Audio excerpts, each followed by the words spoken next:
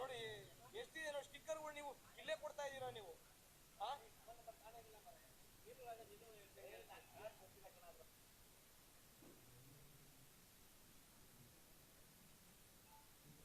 ಆಯ್ತು ಅಷ್ಟೇನು.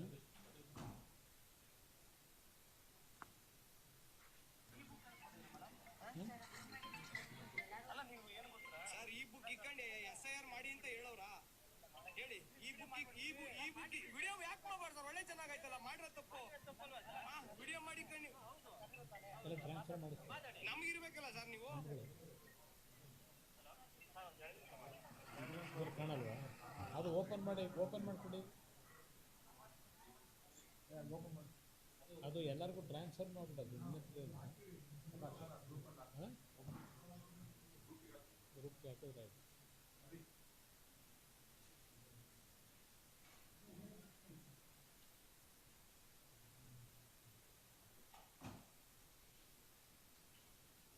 ಏನು ಚಂದನ್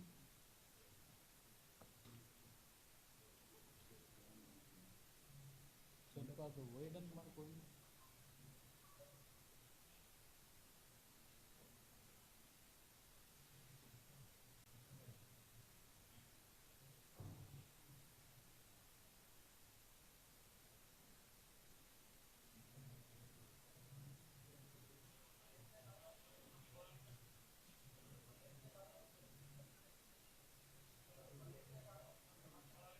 ಇವ್ರು ವೈಡ್ ಆಗಲ್ವಾ?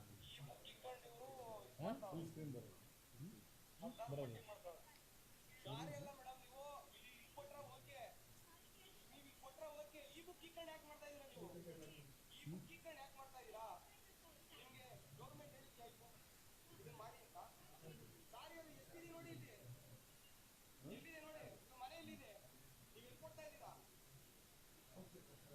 ಇದು ಯಶವಂತಪುರ.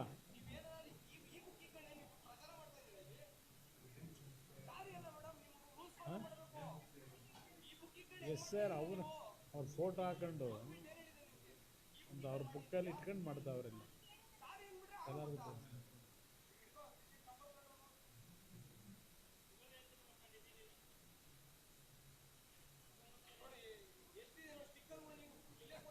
ಸ್ಟಿಕ್ಕರ್ಗಳು ಮನೆಗಂಟಿಸ್ತಾ ಇಲ್ಲ, ಎಲ್ಲ ಫುಲ್ ಕಂತೆ ಇಟ್ಕೊಂತಾರೆ. ಆಯ್ತಾ?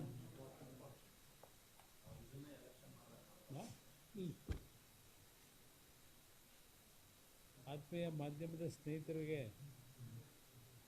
ಪ್ರತಿನಿತ್ಯ ಒಂದಲ್ಲ ಒಂದು ರಾಜ್ಯದ ನಡೀತಿರ್ತಕ್ಕಂಥ ಈ ಒಂದು SIR ಸ್ಪೆಷಲ್ ಇನ್ಸೆಂಟಿವ್ ರಿವಿಷನ್, ಅಂದರೆ ವಿಶೇಷವಾದ ಮತದಾರರ ಪಟ್ಟಿಯ ಪರಿಷ್ಕರಣೆ. ಇದನ್ನು ಏನು ರಾಜ್ಯದಲ್ಲಿ 3 ದಿನಗಳಿಂದ ಪ್ರಾರಂಭ ಮಾಡಿದ್ದಾರೆ. ಬಹುಶಃ ಈ ಒಂದು ಪ್ರಕ್ರಿಯೆಯನ್ನು ರಾಜ್ಯದ ಮುಖ್ಯಮಂತ್ರಿಗಳು ಅತ್ಯಂತ ದೊಡ್ಡ ಮಟ್ಟದ ಪ್ರಚಾರ ಅವರ ಮನೆಯಲ್ಲೇ ಇನಾಗ್ರೇಷನ್ ಮಾಡಿರ್ತಕ್ಕಂಥದ್ದು. ಈ SIRನ ಪ್ರಕ್ರಿಯೆಗೆ ಏನು ಇನಾಗ್ರೇಷನ್ ಮಾಡಿ ಎಲ್ರಿಗೂ ಸಂದೇಶ ಕಳಿಸಿದರು. ಆ ಸಂದೇಶದ ಮುಖಾಂತರವೇ ಈಗ ಇಷ್ಟೊಂದು ರಾಜ್ಯದಲ್ಲಿ ಮತದಾರರ ವಿಷಯದಲ್ಲಿ ಏನು ಈ ಒಂದು ಪ್ರಕ್ರಿಯೆ ಇದೆ, ಯಾವ ಮತದಾರರ ಲಿಸ್ಟ್ನಲ್ಲಿ ಅವರ ಹೆಸರಿಲ್ಲ ಅದನ್ನು ಅಡಿಷನ್ನು ಮಾಡ್ತಕ್ಕಂಥದ್ದಿರ್ಬೋದು, ಇಲ್ಲ ತೀರ್ಕೊಂಡು ಹೋದಂಥವ್ರು, ಇಲ್ಲ ಬೇರೆ ಕಡೆ ವರ್ಗಾವಣೆ ಇರತಕ್ಕಂಥವರ ಪರಿಷ್ಕೃತ ಪಟ್ಟಿಯನ್ನು ಮಾಡ್ತಕ್ಕಂಥದ್ದು. ಈ ರೀತಿ ಒಂದು 4-5 ನಿಯಮಾವಳಿಯನ್ನು ಕೊಟ್ಟು ಇವರಿಗೇನು ಪರಿಷ್ಕರಣೆ ಮಾಡಲಿಕ್ಕೆ ಹೇಳಿದ್ದಾರೆ.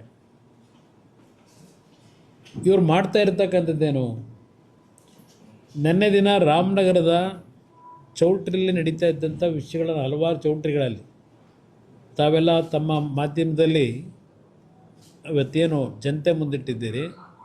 ಈಗ ನಿಮ್ಮ ಮುಂದೆ ನಾನು ಇಟ್ಟಿರ್ತಕ್ಕಂಥದ್ದು ಯಶವಂತಪುರದ ಮಹಾನ್ ನಾಯಕರು ಭಾಳ ಚೆನ್ನಾಗಿ ಮಾತನಾಡ್ತಾರೆ. ಪಾಪ ಕಾಂಗ್ರೆಸ್ಸು JDSನ ಸಮ್ಮಿಶ್ರ ಸರ್ಕಾರ ಇದ್ದಾಗ ರಾತ್ರಿ ಕದ್ದು ಚೆನ್ನೈಗೆ ಹೋಗಿ ನನ್ನ ಕ್ಷೇತ್ರ ಅಭಿವೃದ್ಧಿ ಆಗಬೇಕು, ಅಭಿವೃದ್ಧಿಗೋಸ್ಕರವಾಗಿ ನಾನು ಕಾಂಗ್ರೆಸ್ ಬಿಟ್ಟು BJP ಸೇರ್ತೀನಿ ಅಂತ ಹೇಳಿ BJPಗೆ ಸೇರಿ BJPನಲ್ಲಿ 3 ವರ್ಷ ಮಂತ್ರಿ ಪದವಿನೂ ಎಂಜಾಯ್ ಮಾಡಿ ನಂತರ ಕಾಂಗ್ರೆಸ್ ಸರ್ಕಾರ ಬಂದರೆ ಅಯ್ಯೋ ನನ್ನ ಕ್ಷೇತ್ರದಲ್ಲಿ ಇನ್ನೂ ಕೆಲಸಗಳಾಗಿಲ್ಲ, ಅಭಿವೃದ್ಧಿಗೋಸ್ಕರವಾಗಿ ಕಾಂಗ್ರೆಸ್ ಬೆಂಬಲ ಕೇಳಲಿಕ್ಕೆ ಹೋಗಿದ್ದೀನಿ ಅವರ ಮಂತ್ರಿಗಳ ಹತ್ರ ಅಂತ ಹೇಳ್ತಾ ಇದ್ದಂಥ ವ್ಯಕ್ತಿ ಯಾವ ಸಂದರ್ಭದಲ್ಲಿ ಯಾವ ಪಕ್ಷ ಅದೆಲ್ಲ ಅವರವರ ಹಣೆ ಬರ ಇರಲಿ. ಇವತ್ತು ಈ ಒಂದು ಪ್ರಕ್ರಿಯೆಯಲ್ಲಿ ಈ ಅಧಿಕಾರಿಗಳಿಗೆ ಅವರ ಒಂದು ಬುಕ್ಲೆಟ್ಗಳು, ಅವ್ರ ಫೋಟೋ ಇರ್ತಕ್ಕಂಥ ಬುಕ್ಲೆಟ್ಗಳಲ್ಲಿ ಅದು ಮತದಾರ ಲಿಸ್ಟ್ ಇಟ್ಕೊಂಡವರು ಏನು ಇಟ್ಕೊಂಡಿದ್ದಾರೋ ಅದೆಲ್ಲ ತನಿಖೆ ಆಗಬೇಕು. ಇವತ್ತು ಮತದಾರರನ್ನ ಇವತ್ತೇನು ಐಡೆಂಟಿಫೈ ಮಾಡ್ತಕ್ಕಂಥ ವಿಷಯದಲ್ಲಿ ಸರ್ಕಾರದ ಅಧಿಕಾರಿಗಳನ್ನು ಡೆಪ್ಯೂಟ್ ಮಾಡಿದ್ದಾರೆ ಸರ್ಕಾರದಲ್ಲಿ. ಬಹುಶಃ ಈಗಿನ ಸರ್ಕಾರದಲ್ಲಿ ಇವರಿಗೆಲ್ಲರಿಗೂ ತಯಾರು ಮಾಡೇ ಕಳಿಸಿದ್ದಾರೆ. ಇಡೀ ರಾಜ್ಯದ ಅಧಿಕಾರಿಗಳಿಗೆ ಈ ಸರ್ಕಾರದ ಗುಲಾಮರಾಗಿ ಕೆಲಸ ಮಾಡಿ ಅಂತ ಹೇಳಿರಬೇಕು ಬಹುಶಃ. ಇವತ್ತು ನಿಮಗೆ ರೆಡ್ ಹ್ಯಾಂಡ್ ಆಗಿ ಯಾವೊಬ್ಬ ಅಧಿಕಾರಿ ಇವತ್ತು ಪ್ರಾಮಾಣಿಕವಾದ ಕೆಲಸ ಮಾಡಬೇಕು ಪಾರದರ್ಶಕತೆಯಿಂದ. ಯಶವಂತಪುರದ ತಾವರೆಕೆರೆ ಭಾಗದಲ್ಲಿ ಇವತ್ತು ಬೆಳಗ್ಗೆ ನಮ್ಮ ಕಾರ್ಯಕರ್ತರು ಇದನ್ನೇನು ಸೀಸ್ ಮಾಡಿದ್ದಾರೆ, ಆ ಹೆಣ್ಣುಮಗಳು ಇವತ್ತು ಅಧಿಕಾರಿಯಾಗಿ ಏನು ಕೆಲಸ ಮಾಡ್ತಾರೆ, ಸಾರಿ ಕೇಳ್ತಾರೆ. ಇನ್ನೊಬ್ಬ ಅಧಿಕಾರಿ ಬರ್ತಾನೆ, ಆಯ್ತು ಈಗ ಮಾಡಿದ್ದು ವಿಡಿಯೋ ಮಾಡಬೇಡಿ ಅಂತಾನೆ. ಇದು ಯಾವ ರೀತಿ ನಡೆಸ್ತಾ ಇದ್ದಾರೆ ನಮ್ಮ ಕಾಂಗ್ರೆಸ್ನ ಈಗ ಹೊಸ ಅಧ್ಯಕ್ಷರು ಏನು ಭಾಷಣ ಮಾಡ್ತಾರೆ ಪಾಕಿಸ್ತಾನದ ಬಗ್ಗೆ ಮತ್ತಿನ್ನು ಉಂಡೆ ಕಳ್ತನದ ಬಗ್ಗೆ ಎಲ್ಲ ಮಾಡ್ತಾರೆ. ನೀವೇ ಉಂಡೆ ಕಳ್ತನ ಮಾಡೋಕ್ಕೆ ಹೇಳಿದಿರಿ ಅಧಿಕಾರಿಗಳಿಗೆ. ನಿಮ್ಮ ನಾಯಕತ್ವದಲ್ಲಿ ಏನು ಮಾಡಿಸ್ತಾ ಇದ್ದೀರಿ? ನಿಮ್ಮ ಮುಖ್ಯಮಂತ್ರಿಗಳ ನಾಯಕತ್ವದಲ್ಲಿ ನೀವು ಮತದಾರರ ಉಂಡಿನೇ ಕಳ್ತನ ಮಾಡೋಕ್ಕೆ ಹೊರಟಿದ್ದೀರಲ್ಲ. ಸಂವಿಧಾನದ ಬಗ್ಗೆ ಚರ್ಚೆ ಮಾಡ್ತೀರಿ, ಇವತ್ತು ಮತದಾರರ ಉಂಡಿನೇ ಲೂಟಿ ಹೊಡಿಯೋಕ್ಕೆ ಹೊರಟಿರ್ತಕ್ಕಂಥ ಸರ್ಕಾರ ಇದು.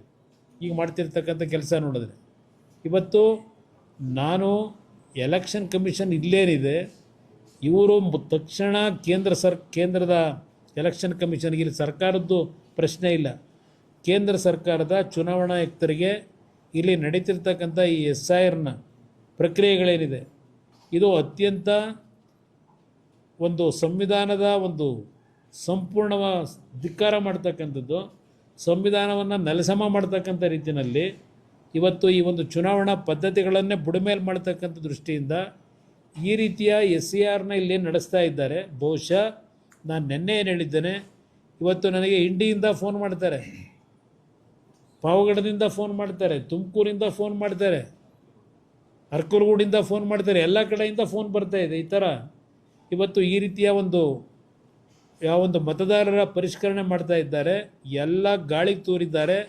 ಅಂತಕ್ಕಂಥದ್ದನ್ನು ನನಗೇನು ಮಾಹಿತಿ ಕೊಡ್ತಾ ಇದ್ದಾರೆ.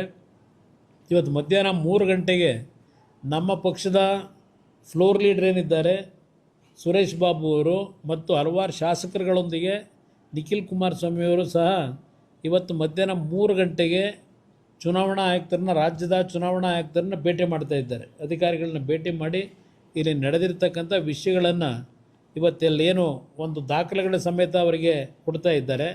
ನಾನು ಈ ಸರ್ಕಾರಕ್ಕೆ ಏನಾದರೂ ಮಾನ ಮರ್ಯಾದೆ ಇದ್ದರೆ, ನೆನ್ನೆ ಈ ಪದ ಬಳಸ್ತಿಲ್ಲ ನಾನು, ಇವತ್ತು ಈ ಸರ್ಕಾರಕ್ಕೆ ಮಾನ ಮರ್ಯಾದೆ ಇದ್ದರೆ, ಈ ದೇವ್ರ ಮೇಲೆ ನಂಬಿಕೆ ಇದ್ದರೆ, ಈ ನಟನೆ ಬಿಟ್ಟು ಪಾಪ ಏನು ವಿಧಾನಸೌಧದ ಮುಂದೋಗಿ ಅಲ್ಲಿ ನಮ್ಮ ಕೇಂದ್ರದ ಗೌರವಾನ್ವಿತ ಪ್ರಧಾನಮಂತ್ರಿಗಳು 2014ರಲ್ಲಿ ಪಾರ್ಲಿಮೆಂಟ್ಗೆ ಹೋಗಬೇಕಾದ್ರೆ ಏನೊಂದು ದೇವಸ್ಥಾನ ಅದು ಅಂತಕ್ಕಂಥ ರೀತಿಯಲ್ಲಿ ನಮಸ್ಕಾರ ಮಾಡೋದ್ರು, ಆ ಒಂದು ಪುನರುಚ್ಚಾರ ಮಾಡ್ತಕ್ಕಂಥದ್ದು ನೋಡಿದಾಗ ಏನು ದೊಡ್ಡ ಬದಲಾವಣೆ ಆಗಿಬಿಟ್ಟಿದೆ ಈ ಮನಸ್ಸಿನಲ್ಲಿ ಅಂದ್ಕೊಂಡಿದ್ದೆ. ವಿಧಾನಸೌಧದ ಮುಂಭಾಗದಲ್ಲಿ ಕೆಂಗಾಲ್ ಹನುಮಂತನವರು ಕಟ್ಟಿಸಿರ್ತಕ್ಕಂಥ ವಿಧಾನಸೌಧದ ಮುಂಭಾಗದಲ್ಲಿ ಏನು ತಲೆಯನ್ನು ಆ ಮೆಟ್ಲುಗಳ ಮೇಲೆ ಇಟ್ಟು ಏನು ಭಾಳ ಗೌರವ ತೋರಿಸಿದ್ರು. ತುಂಬ ಬದಲಾವಣೆ ಆಗಿದೆ, ರಾಜ್ಯದಲ್ಲಿ ಹೊಸ ಬದಲಾವಣೆ ತರ್ಬೋದೇನೋ ಅಂತಕ್ಕಂಥ ಒಂದು ಅವರ ನಡವಳಿಕೆ ನೋಡಿದಾಗ ನನಗೇನು ಮನಸ್ಸಿತ್ತು, ಈ ಬದಲಾವಣೆ ಯಾವ ರೀತಿ ಅಂತಕ್ಕಂಥದ್ದನ್ನು ಇವತ್ತು ಏನು ನಡೀತಾ ಇದೆ ಇದಕ್ಕೆ ಮೂಲ ಕಾರಣ ಪುರುಷರು ಇವರೇ. ಏನು ಭಾಷಣ ಮಾಡಿದ್ದು, ನೀವು ಮತದಾರರ ಪಟ್ಟಿಲಿ ಸೇರ್ಕೊಳ್ಳದೇ ಇದ್ದರೆ ನಿಮಗೆ ಗ್ಯಾರಂಟಿ ಸ್ಕೀಮ್ ಇಲ್ಲ, ಗೃಹಲಕ್ಷ್ಮಿ ಇಲ್ಲ, ಗೃಹಜ್ಯೋತಿ ಇಲ್ಲ, ಹೇಳಿದ್ದು. ಇವತ್ತು ನಿಮಗೇನಾದರೂ ನಿಮ್ಮ ಅಧಿಕಾರಿಗೆ ಇಂಥದ್ದು ಏನೋ ಒಂದು ಇಲಾಖೆ ಬೇರೆ ಥರದವ್ರಂತೆ ಇವತ್ತಿಂದ. ಪ್ರಜಾಸೇವೆ ಇದೇ ಅಲ್ವೇ? ಪ್ರಜಾಸೇವೆ ಮಾಡಿಸ್ತಾ ಇರೋದು ನಿಮ್ಮ ಅಧಿಕಾರಿಗಳ ಹತ್ರ. ಯಾರ ಮೇಲೆ ಆಕ್ಷನ್ ತಗೋತಾ ಇದ್ದೀರಿ? ಚುನಾವಣಾ ಆಯುಕ್ತರಿಗೆ ನಾನು ಡಿಮ್ಯಾಂಡ್ ಮಾಡ್ತೀನಿ, ಇವತ್ತು ಆ ರಾಮನಗರದ ಜಿಲ್ಲಾಧಿಕಾರಿ ಯಾವ ರೀತಿ ನಡ್ಕೊಂಡಿದ್ದಾರೆ, ಇವತ್ತು ಇಲ್ಲಿ ಯಶವಂತಪುರದಲ್ಲಿ ಯಾವ ರೀತಿ ನಡೀತಾ ಇದೆ, ಇವರು ಏನಾದರೂ ಜಿಲ್ಲಾಧಿಕಾರಿಗಳಿಗೆ ಅವರ ಕೆಲಸದ ಯಾವ ರೀತಿ ನಡೆಸಬೇಕು ಅಂತಕ್ಕಂಥದ್ದು ಕನಿಷ್ಠ ಇವರಲ್ಲಿ ಶಿಸ್ತು ಇದ್ದಿದ್ರೆ ಇಷ್ಟೊತ್ತಿಗೆ ಆ್ಯಕ್ಷನ್ ತಗೋಬೇಕಾಗಿತ್ತು. ಯಾರ ಮೇಲೆ ಆ್ಯಕ್ಷನ್ ತಗೊಂಡಿದ್ದೀರಿ? ಇವತ್ತು ವಿಡಿಯೋ ಸಮೇತ ಇವತ್ತಲ್ಲಿ ನಡೆದಿರ್ತಕ್ಕಂಥದ್ದನ್ನು ಯಶವಂತಪುರದ ನಿಮ್ಮ ಮುಂದೆ ಇಟ್ಟಿದ್ದೇವೆ. ಅದರಿಂದ ಇವತ್ತು ಕೇಂದ್ರ ಸರ್ಕಾರ ಅಲ್ಲ, ಕೇಂದ್ರದ ಚುನಾವಣಾ ಆಯುಕ್ತರಿಗೂ ಸಹ ಸಮಯ ಕೇಳಿ ಅಲ್ಲೂ ಭೇಟಿ ಮಾಡಿ ಇವತ್ತು ಈ ರಾಜ್ಯದಲ್ಲಿರ್ತಕ್ಕಂಥ ಅಧಿಕಾರಿಗಳನ್ನೇ ಮುಂದುವರಿಸಿ ಈ ಒಂದು ಪ್ರಕ್ರಿಯೆಗಳನ್ನು ನಡೆಸಿದರೆ ಈ ರಾಜ್ಯ ಸಂವಿಧಾನವನ್ನು ಸಂಪೂರ್ಣವಾಗಿ ಕೊಲೆಗಡಕರು ಇವರು. ಬೇರೆಯವ್ರಿಗೆ ಹೇಳ್ತಾರೆ, ಸಂವಿಧಾನದ ಬುಕ್ ಹಿಡ್ಕೊಂಡು ಪ್ರತಿನಿತ್ಯ ಹೇಳ್ತಕ್ಕಂಥವ್ರು ಏನಿದ್ದಾರೆ, ಯಾವ ಸಾಧನೆ ಮಾಡಲಿಕ್ಕೆ ಹೊರಟಿದ್ದೀರಿ ನೀವು ಇವತ್ತು ಈ ಸರ್ಕಾರದಲ್ಲಿ? ಅದರಿಂದ ಇವತ್ತು ನಿಷ್ಪಕ್ಷಪಾತವಾದಂಥ ಒಂದು ಪ್ರಕ್ರಿಯೆಗಳಾಗಬೇಕು ಅಂದರೆ, ಪರಿಷ್ಕರಣಾ ಪಟ್ಟಿ ಆಗಬೇಕು ಅಂತ ಇದ್ದರೆ ಈ ರಾಜ್ಯದಲ್ಲಿರ್ತಕ್ಕಂಥ ಅಧಿಕಾರಿಗಳನ್ನು ಇಟ್ಕೊಂಡು ಇವರು ಯೋಗ್ಯತೆ ನೋಡಿದ್ರೆ ಮಾಡಲಿಕ್ಕೆ ಸಾಧ್ಯ ಇಲ್ಲ. ಇದು ಇವತ್ತು ವೆಸ್ಟ್ ಬೆಂಗಾಲ್ನಲ್ಲಿ ಏನು ಭಾಳ ದೊಡ್ಡ ಮಟ್ಟದಲ್ಲಿ ಚರ್ಚೆ ಮಾಡಿದ್ರಲ್ಲ, ಹಾಗಾಗಿದೆ ಹೀಗಾಗಿದೆ, ಅದಕ್ಕೆ ಬೇರೆಯವ್ರನ್ನ ಡೆಪ್ಯೂಟ್ ಮಾಡೋದಲ್ಲ ಸುಪ್ರೀಂ ಕೋರ್ಟ್ನಿಂದ. ಆ ರೀತಿ ಬಹುಶಃ ಇದು ಬೇರೆ ಒಂದು ಮುಖ್ಯಸ್ಥರುಗಳನ್ನು ತರಬೇಕಾಗ್ತದೆ. ಇದಕ್ಕೆ ನೋಡ್ಕೊಳ್ತಕ್ಕಂಥದ್ದಕ್ಕೆ ಈ ಪ್ರಕ್ರಿಯೆಗಳಿಗೆ ಇದನ್ನು ಡಿಮ್ಯಾಂಡ್ ಮಾಡ್ತಾ ಇದ್ದೇವೆ. ಇವತ್ತು ಸಾಂಕೇತಿಕವಾಗಿ ನಮ್ಮ ಇಲ್ಲಿಯ ರಾಜ್ಯದ ಚುನಾವಣಾ ಆಯುಕ್ತರನ್ನು ಭೇಟಿ ಮಾಡ್ತಾ ಇದ್ದಾರೆ. ಸದ್ಯದಲ್ಲೇ ಕೇಂದ್ರದ ಚುನಾವಣಾ ಆಯುಕ್ತರ ಒಂದು ಭೇಟಿಗೆ ಅವಕಾಶವನ್ನು ಕೇಳಿ ಇದೆಲ್ಲದರ ಮಾಹಿತಿಗಳನ್ನು ದಾಖಲೆಗಳನ್ನು ಒಳಗೊಂಡಂತೆ ಇವತ್ತು ಈ ಒಂದು ಚುನಾವಣಾ ಆಯುಕ್ತರ ಮುಂದೆ ಇಡಬೇಕು ಅಂತಕ್ಕಂಥದ್ದು ತೀರ್ಮಾನ ಮಾಡಿದ್ದೇವೆ. ಆದರೆ ತಕ್ಷಣ ಇವತ್ತು ಸರಿಯಾದ ರೀತಿಯಲ್ಲಿ ಚುನಾವಣಾ ಆಯುಕ್ತರು ಈ ರಾಜ್ಯದಲ್ಲಿ ಯಾವ್ಯಾವ ಭಾಗದಲ್ಲಿ ಈ ರೀತಿಯ ಅಕ್ರಮ ಮತದಾರನ ಸೇರಿಸ್ತಾ ಇದ್ದಾರೆ ಅದನ್ನು ಕಡಿವಾಣ ಆಗ್ತಕ್ಕಂಥ ದೃಷ್ಟಿಯಿಂದ ಬರೀ ಸಣ್ಣ ಪುಟ್ಟ ಯಾರೋ 4 ಜನ ಅಧಿಕಾರಿಗಳನ್ನ ಸಸ್ಪೆಂಡ್ ಮಾಡೋದ್ರಾಗೋದಿಲ್ಲ. ಜಿಲ್ಲಾಧಿಕಾರಿ ಮಟ್ಟದವ್ರನ್ನೇ ಇವತ್ತೊಂದು 2-3 ಜನನ ಇವತ್ತು ಈ ಚುನಾವಣಾ ಆಯುಕ್ತರು ಇವ್ರನ್ನ ಸಸ್ಪೆಂಡ್ ಮಾಡ್ತಕ್ಕಂಥದ್ದಕ್ಕೆ ರೆಕಮೆಂಡ್ ಮಾಡಬೇಕು ಅಂತಕ್ಕಂಥದ್ದನ್ನು ಆಗ್ರಹ ಮಾಡ್ತೀನಿ. ಪಶ್ಚಿಮ ಬಂಗಾಳದಲ್ಲಿ ಈ ರೀತಿ ಮಾಡಿದ್ರಿಂದ ಅಧಿಕಾರ ಕಳ್ಕೊಳ್ಳುವಂತ ಪರಿಸ್ಥಿತಿ ಆಗ್ತದೆ ಅಂತ ಭಯ ಕಾಡ್ತಾ ಇರೋದ್ರಿಂದ ಇಂಥ ಅಕ್ರಮಗಳಿಗೆ ಕೈ ಹಾಕಿದ್ದಾರೆ. ಇದರಲ್ಲಿ ಯಾವ ಸಂಶಯವೂ ಇಲ್ಲ. ಇವತ್ತು ಈ ರೀತಿ ಇವರೇನು ಮಾಡಲಿಕ್ಕೆ ಹೊರಟಿದ್ದಾರೆ, ಒಂದು ಕಡೆ ಯಾವೊಂದು ಗ್ಯಾರಂಟಿ ಸ್ಕೀಮ್ಗಳು ಅಂತೇಳಿ 3 ವರ್ಷದ ಹಿಂದೆ ಘೋಷಣೆ ಮಾಡಿದ್ರು. ಅವತ್ತು ಇವರಿಗೆ ಪರಿಜ್ಞಾನ ಇರಲಿಲ್ವಾ? ಯಾವ ರೀತಿಯಲ್ಲಿ ಈ ಕಾರ್ಯಕ್ರಮವನ್ನು ಅನುಷ್ಠಾನಕ್ಕೆ ತರಬೇಕು, ಸರಿಯಾದ ಫಲಾನುಭವಿಗಳಿಗೆ ಕೊಡ್ತಕ್ಕಂಥದ್ದಕ್ಕೆ ಇವರಿಗೆ ಅನುಭವ ಇರಲಿಲ್ವಾ? ಇವರೆಲ್ಲ ಸೀನಿಯರ್ ಲೀಡರ್ಗಳೇ ಇದ್ದಾರೆ. ಆಗ ತರಾತುರಿನಲ್ಲಿ ಮತ ಪಡೀತಕ್ಕಂಥ ಒಂದು ಹಿನ್ನೆಲೆಯಲ್ಲಿ ಚುನಾವಣೆಯಲ್ಲಿ ಗೆಲ್ಲಬೇಕು ಅನ್ನೋದಕ್ಕೆ ಈ ರೀತಿ ಮತದಾರರ ಮೇಲೆ ಪ್ರಭಾವ ಮಾಡಿ ಬೀರಿ ಇವತ್ತು ಈಗ ಇಲ್ಲ ದುಡ್ಡು ಭಾಳ ರೀತಿಯಲ್ಲಿ ಅಕ್ರಮವಾಗಿ ಹೋಗ್ತಾ ಇದೆ, ಇದನ್ನು ನಿಲ್ಲಿಸಬೇಕು ಅಂತ ಹೇಳಿ 3 ವರ್ಷ ಆದಮೇಲೆ ಈಗ ನಿಮಗೆ ಮನವರಿಕೆ ಆಗಿದೆಯಾ? ಇವತ್ತು ಯಾವ ಒಂದು ಜಾತಿಯ ಹೆಸರಿನಲ್ಲಿ ಮತ್ತು ಪ್ರತಿಯೊಬ್ಬರ ಒಂದು ಮಾಹಿತಿಗಳನ್ನು ಸಂಗ್ರಹ ಮಾಡ್ತಾ ಇರ್ತಕ್ಕಂಥದ್ದು, ಅದರ ಜೊತೆಗೆ SIRನಲ್ಲಿ ಅಕ್ರಮ ಮಾಡ್ತಾ ಇರ್ತಕ್ಕಂಥದ್ದು, ಮುಂದಿನ ಚುನಾವಣೆಯಲ್ಲಿ ಈ ನಾಡಿನ ಜನ ನಿಮ್ಮನ್ನು ತಿರಸ್ಕಾರ ಮಾಡ್ತಾರೆ ಅಂತಕ್ಕಂಥ ಒಂದು ಹಿನ್ನೆಲೆಯಲ್ಲೇ ಈ ರೀತಿಯ ಎಲ್ಲ ರೀತಿ ಕಾನೂನು ಬಾಹಿರ ಚಟುವಟಿಕೆಗಳಿಗೆ ಆಸ್ಪದ ಕೊಟ್ಟಿದ್ದೀರಿ. ಒಂದು ಹೇಳ್ತೀನಿ ನಿಮಗೆ, ನಾನು ನಮ್ಮ ಮಾಧ್ಯಮದಲ್ಲಿ ಬರೋದು ನೋಡ್ತಾ ಇರ್ತೀವಿ. ಇವತ್ತು ವೆಸ್ಟ್ ಬೆಂಗಾಲ್ನಲ್ಲಿ 3 ಅವಧಿಗೆ ಮುಖ್ಯಮಂತ್ರಿಯಾಗಿ ಕೆಲಸ ಮಾಡಿದವರು, 3 ಅವಧಿಗೆ 15 ವರ್ಷ. ಇವತ್ತು ಅಲ್ಲಿ ಹಲವಾರು ಜನ ಸೀನಿಯರ್ ಲೀಡರ್ಗಳು ಆ ಪಕ್ಷದಲ್ಲಿದ್ದಂಥವ್ರು ಬಿಟ್ಟೋಗಿರೋದೊಂದು ಭಾಗ. ಆದರೆ ರಸ್ತೆಯಲ್ಲಿ ಹೋಗ್ತಕ್ಕಂಥ ಸಂದರ್ಭದಲ್ಲಿ ಗೆದ್ದಂಥ ಕೆಲವು ಚುನಾಯಿತ ಪ್ರತಿನಿಧಿಗಳಿಗೂ ಇವತ್ತು ಮೊಟ್ಟೆ ಹೊಡೆಯತಕ್ಕಂಥದ್ದು ಏನು ನಡೀತಾ ಇದೆ ಆ ಒಂದು ಪಶ್ಚಿಮ ಬಂಗಾಳನಲ್ಲಿ, ಆ ಪರಿಸ್ಥಿತಿ ಕರ್ನಾಟಕದಲ್ಲೂ ತಂದ್ಕೋಬೇಡಿ.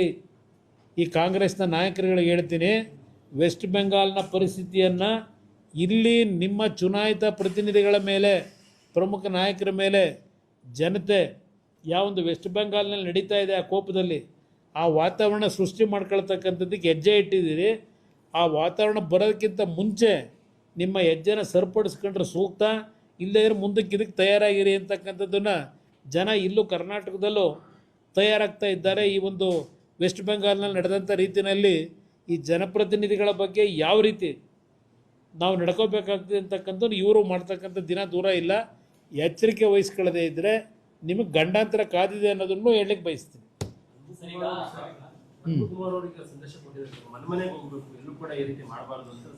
ಇಲ್ಲಿ ಆಫೀಸಲ್ಲಿ ಕೂತ್ಕೊಂಡು ಹೇಳಿದ್ರೆ ಆಯ್ತದ?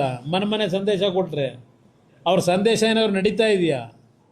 ಮನೆಗೆ ಹೋಗ್ತಾವ್ರ ಸ್ಟಿಕ್ಕರ್ಗಳು. ನೀವಲ್ಲಿ ಒಂದು ಕಂತೆ ಸ್ಟಿಕ್ಕರ್ಗಳನ್ನ ಯಾವನೋ ಒಬ್ಬ ಕಾಂಗ್ರೆಸ್ ಕಾರ್ಯಕರ್ತನ ಕೈನಲ್ಲಿ, ಇವತ್ತು ಅವ್ರು ಯಾರ ಕಾಂಗ್ರೆಸ್ನ ಅಂದರೆ ಬಿ ಜೆ ಪಿ ಅಂತ ಇನ್ನೂ ಇರೋದು, ಆದರೆ ಕಾಂಗ್ರೆಸ್ ಅಂತ ಘೋಷಣೆ ಮಾಡ್ಕೊಂಬಿಟ್ಟವ್ರೆ, ಸೆಲ್ಫ್ ಘೋಷಣೆ. ಆ ವ್ಯಕ್ತಿ ಫೋಟೋ ಹಾಕ್ಕೊಂಡು ನೀವು SIR ನಡೆಸೋದಾದರೆ ಅನುಪಮ್ ಕುಮಾರ್ ಆಫೀಸಲ್ಲಿ ಕೂತ್ಕೊಂಡು ಏನು ಕೊಡ್ತಾರೆ? ಚುನಾವಣಾ ಆಯುಕ್ತರಾಗಿ ಇರೋದೇ ಆತಕ್ಕಿಲ್ಲ ಇವರು.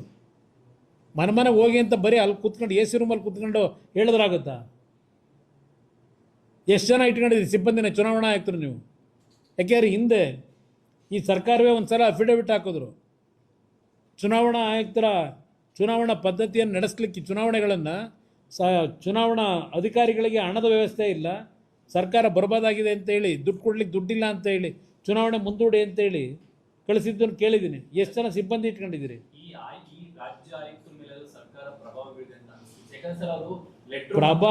ಪ್ರಭಾವ ಬೀರಿದೆಯೋ ಇಲ್ಲ, ಇದೆಲ್ಲ ಘಟನೆ ಇಲ್ಲೇ ನಡೀತಾ ಇದೆ. ಇದು ನೋಡಿದಾಗ ಅವರು ಕಚೇರಿಲಿ ಕೂತ್ಕೊಂಡು ಹೇಳಿಕೆ ಕೊಟ್ಟ ತಕ್ಷಣ ನೋಡಿದ್ರೆ ಈ ಸರ್ಕಾರದ ಆದೇಶದ ಮೇರೆಗೆ ಅವರು ಇದ್ದಾರೆ ಅಂತಕ್ಕಂಥದ್ದನ್ನು ಇವತ್ತು ತೀರ್ಮಾನಕ್ಕೆ ಜನ ಬರ್ತಾರೆ. ಅದರಿಂದ ಅದಕ್ಕಿಂತ ಮುಂಚೆ ಇವತ್ತು ಅಧಿಕಾರಿ ಬಗ್ಗೆ ಒಂದು ಒಳ್ಳೆಯ ಅಭಿಪ್ರಾಯ ಇದೆ. ಕಠಿಣವಾದಂಥ ಕ್ರಮ ತೆಗೆದುಕೊಳ್ಳೋದ್ರ ಮುಖಾಂತರ ನಿಮ್ಮ ಈ ಸಂದೇಶ ಇದೆಯಲ್ಲ, ಮನೆಗೆ ಹೋಗಬೇಕು ಅಂತೇಳಿ, ಅದು ಕಾರ್ಯರೂಪಕ್ಕೆ ಪ್ರಾಮಾಣಿಕವಾಗಿ ಬರಬೇಕು ಅಂದರೆ ತಕ್ಷಣಕ್ಕೆ ಈಗ ನಿನ್ನೆಯಿಂದ ನಾವೇನು ಕೊಟ್ಟಿದ್ದೀವಿ ಕಂಪ್ಲೇಂಟ್ಗಳನ್ನು, ಯಾರ ಮೇಲೆ ಆ್ಯಕ್ಷನ್ ತಗೊಂಡಿದ್ದೀರಿ? ನಾವು ಜಿಲ್ಲಾಧಿಕಾರಿಗೆ ಹೇಳಿದರೆ ರಾಮನಗರದಲ್ಲಿ ಫೋನ್ ಮಾಡಿ ಏನೂ ಇಲ್ಲ, ಅಂಥದ್ದು ಏನಾಗಿಲ್ಲ ಅಂತ ಹೇಳ್ತಾರೆ. ಇವತ್ತು ಅಲ್ಲಿ ನಮ್ಮ ಕಾರ್ಯಕರ್ತರು ಒಂದು ಮನವಿ ಕೊಡಲಿಕ್ಕೆ ಹೋದರೆ ಕಚೇರಿಗೆ ಬಂದಿಲ್ಲ ಬೆಳಗ್ಗೆಯಿಂದ, ಇವತ್ತು ಕದ್ರೋಡೋಗವ್ರೆ. ಇದು ಜಿಲ್ಲಾಧಿಕಾರಿಗಳ ಕೆಲಸ ಇಲ್ಲಿ ನಡೀತಾ ಇರೋದು. ಮೂರು ಪಕ್ಷದ BLOಗಳು SIR ಫಾರ್ಮ್ ಅನ್ನು ಕೊಡಬೇಕು, ತಹಶೀಲ್ದಾರ್ಗಳು DC ಅವರು ಹೋಗ್ತಿದ್ದಾರೆ ಅಂತ. ಮೂರು ಪಕ್ಷ ಒಂದೇ ಪಕ್ಷ ಸರ್ಕಾರ. ಈಗ ನನಗೆ ಮೂರು ಪಕ್ಷದ್ದು ಗೊತ್ತಿಲ್ಲ, ಯಾರ್ಯಾರು ಹೋಗ್ತಾರೆ ಏಜೆಂಟ್ಗಳು. ಆದರೆ ನಮ್ಮ ಕಾರ್ಯಕರ್ತರುಗಳು ಇವತ್ತು ಯಾವುದೇ ರೀತಿಯ ಒಂದು ಮುಂಜಾಗ್ರತೆ ಕ್ರಮ ತೆಗೆದುಕೊಳ್ಳೋದ್ರಲ್ಲಿ ವೈಫಲ್ಯತೆ ಇಲ್ಲದೆ ಎಲ್ಲೆಲ್ಲಿ ಯಾವ್ಯಾವ ರೀತಿ ನಡೀತಾ ಇದೆ ಅಕ್ರಮಗಳು ಅದನ್ನು ಕಂಡುಹಿಡಿತಕ್ಕಂಥದ್ರಲ್ಲಿ ನಮ್ಮ ಕಾರ್ಯಕರ್ತರುಗಳು ಇವತ್ತು ಯಶಸ್ವಿಯಾಗಿ ಪ್ರಾಮಾಣಿಕವಾಗಿ ಒಂದು ಸಂವಿಧಾನದ ವ್ಯವಸ್ಥೆ ಉಳಿಬೇಕು, ಪ್ರಜಾಪ್ರಭುತ್ವದ ವ್ಯವಸ್ಥೆ ಉಳಿಬೇಕು ಅಂತಕ್ಕಂಥ ದೃಷ್ಟಿಯಿಂದ ನಮ್ಮ ಕಾರ್ಯಕರ್ತರುಗಳು ಇವತ್ತು ಈ ಎಲ್ಲ ಮಾಹಿತಿಗಳನ್ನು ಇವತ್ತೇನು ನಿಮ್ಮ ಸಾಕ್ಷಿ ಸಮೇತ ಹಿಡಿದಿದ್ದಾರೆ. ನಮ್ಮ ಕಾರ್ಯಕರ್ತರು ನಾನು ಅಭಿನಂದಿಸಬೇಕಾಗ್ತದೆ. ಇದೇ ಕೇಳೋರು ದಿಕ್ಕಿರಲಿಲ್ಲ ಈ ಪರಿಸ್ಥಿತಿಯಲ್ಲಿ ಇತ್ತು ಇವತ್ತು ರಾಜ್ಯದಲ್ಲಿ. ಹಿಂಡಿದು ನೋಡಿ, ಈಗ ಬಂತು ಹಿಂಡಿ ನಿಮ್ಮ ಬಿಜಾಪುರದಲ್ಲಿ ಫೋಟೋಸ್ ಕಳಿಸಿದ್ದಾರೆ. ರಾಜ್ಯ ಮುಖ್ಯ ಚುನಾವಣಾ ಆಯುಕ್ತರು ಹೇಳಿದಾಗೆ ಆದೇಶ ಮಾಡ್ತಿದ್ದಾರೆ. ಈಗ ನೀವು ಕೇಂದ್ರ ಮುಖ್ಯ ಚುನಾವಣಾ ಆಯುಕ್ತರಿಗೆ ಏನಾದ್ರು ಅವರ ಮಾಹಿತಿ ಇಲ್ಲ, ಪ್ರತಿನಿಧಿನ ಕಳಿಸ್ಕೊಡು. ನಾನು ತಕ್ಷಣಕ್ಕೆ ಇವತ್ತು ನಾನು ನಾಡಿದ್ದು ಡೆಲ್ಲಿಗೆ ಹೋಗ್ತಾ ಇದ್ದೀನಿ. ಆಮೇಲೆ ನಮ್ಮ ಒಂದು ಕೆಲವು ವಕೀಲರನ್ನ ಒಂದು ಟೈಮ್ ಕೇಳಿ ಅವರನ್ನ ಭೇಟಿ ಮಾಡಲಿಕ್ಕೆ ವ್ಯವಸ್ಥೆ ಮಾಡ್ತಾ ಇದ್ದೀನಿ. ನಾವು ಕೇಂದ್ರದ ಚುನಾವಣಾ ಆಯುಕ್ತರಿಗೆ ಬೇರೆ ರಾಜ್ಯದಿಂದ ಯಾರಾದರೂ ಹಿರಿಯ ಅಧಿಕಾರಿಗಳನ್ನು ಡೆಪ್ಯೂಟ್ ಮಾಡಿ ಇವತ್ತು ಈ ಒಂದು ಪ್ರಕ್ರಿಯೆಯನ್ನು ಪ್ರಾಮಾಣಿಕವಾಗಿ ಪಾರದರ್ಶಕತೆಯಿಂದ ನಡೆಸ್ತಕ್ಕಂಥ ರೀತಿಯಲ್ಲಿ ಕ್ರಮ ತೆಗೆದುಕೋಬೇಕು ಅಂತಕ್ಕಂಥದ್ದಕ್ಕೆ ಒಂದು ದೂರನ್ನು ಕೊಡಬೇಕು ಅಂತ ಇದ್ದೇವೆ.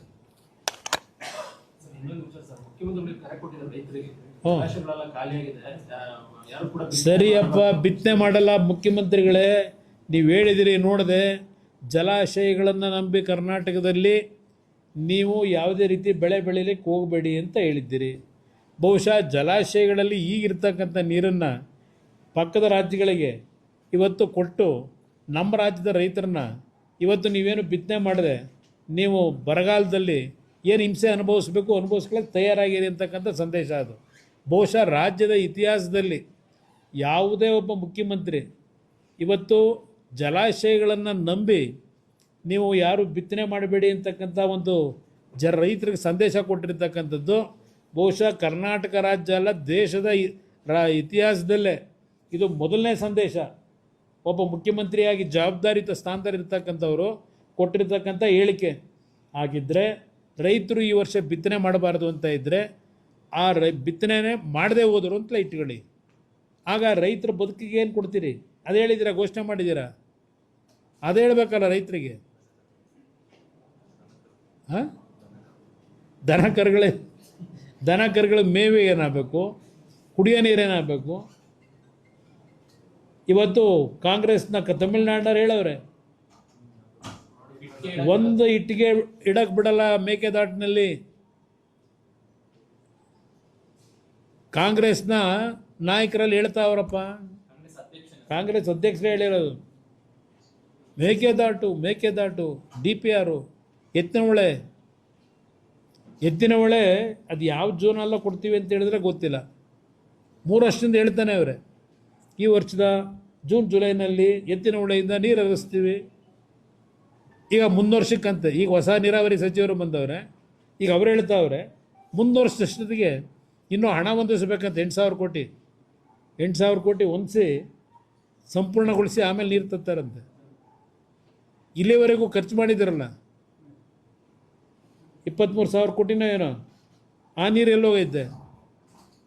ಆ 23,000 ಕೋಟಿ ನೀರಾದ್ರೆ ಬರಬೇಕಲ್ಲ.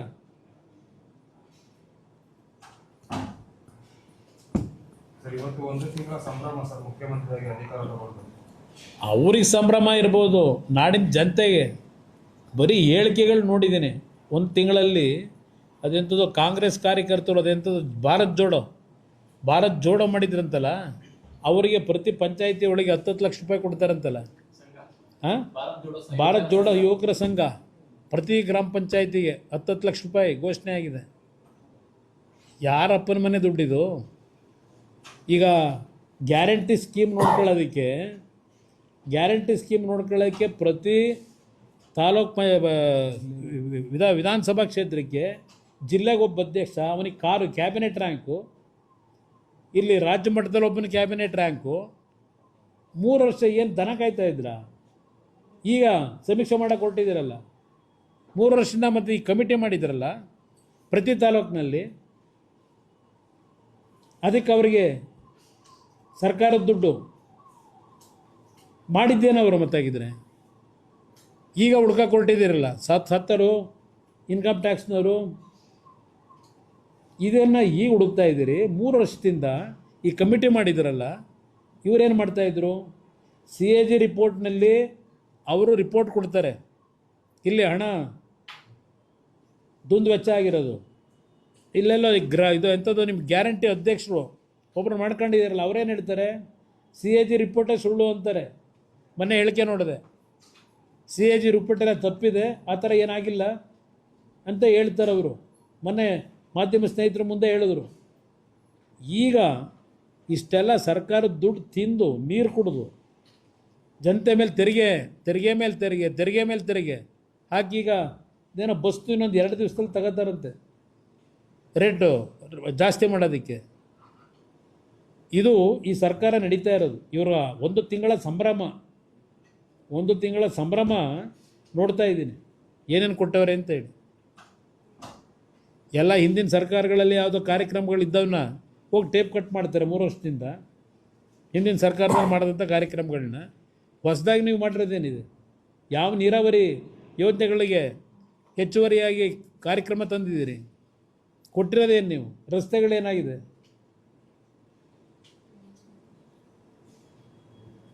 ಇದಕ್ಕೆ ಸಂಭ್ರಮ.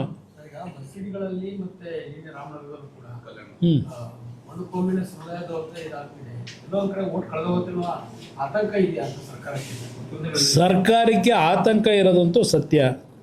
ಮುಂದಿನ ಚುನಾವಣೆ ಈ ನಾಡಿನಲ್ಲಿ ಜನ ಏನು ತೀರ್ಮಾನ ಮಾಡಿದ್ದಾರೆ ಅವರೇನು ಸರ್ವೆ ಮಾಡಿಸಿರಲ್ವಾ? ಇಲ್ಲೆಲ್ಲ ಸುಜಾತ ಥಿಯೇಟ್ರ್ ಎದುರುಗಡೆ ಇರೋ ಬಿಲ್ಡಿಂಗ್ನಲ್ಲಿ ಮೇಲ್ಗಡೆ ಟಾಪ್ ಫ್ಲೋರಲ್ಲಿ 150-200 ಜನ ಇಟ್ಕೊಂಡು ಕೆಲಸ ಮಾಡ್ತಾರೆ ಅಂತ ಹೇಳ್ತಾರಲ್ಲಿ. ದಿನ ಎವ್ರಿ ಡೇ ರಾಜ್ಯದ ಜನರ ಮೂಡ್ ಏನಿದೆ ಅಂತ ದಿನ ರಿಪೋರ್ಟ್ ಬರುತ್ತೆ. ರಿಪೋರ್ಟ್ ಗೊತ್ತಿದೆ ಅವರಿಗೆ. ಅದರಿಂದಲೇ ಇವೆಲ್ಲ ಇಂಥ ಒಂದು ಕೆಲಸ ಮಾಡಲಿಕ್ಕೆ ಹೊರಟಿರೋದು ಈಗ, ದುರುಪಯೋಗ ಪಡಿಸ್ಕೊಂಡು. Thank you brother.